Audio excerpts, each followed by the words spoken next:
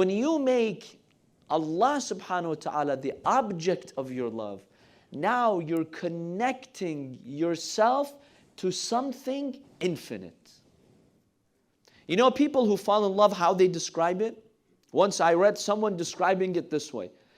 He says, when I fell in love with someone, that person became a part of my own self.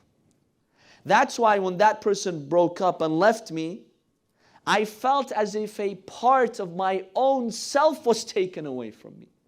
Because that's what love does. It infuses you with the other side, with that thing that you love, that person that you love. Now imagine if you make the object of your love Allah and Ahlul Bayt. Allah and Ahlul Bayt become a part of your own personality.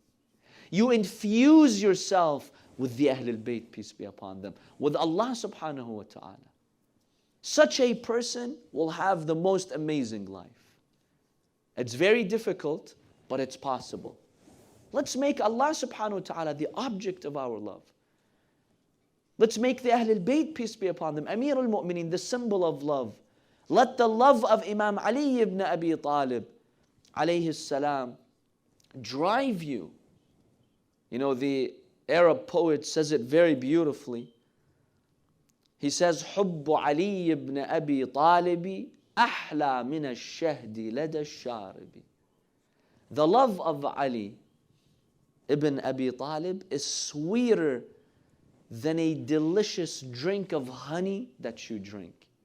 لو فتشوا قلبي رأوا وسطه خطين خطا بلا كاتب. If they inspect my heart, if they open my heart, they'll see two lines written without anyone writing them, but it's there. It's engraved in my heart. العدل والتوحيد في جانبي وحب آل البيت في جانبي. اللهم صل على محمد.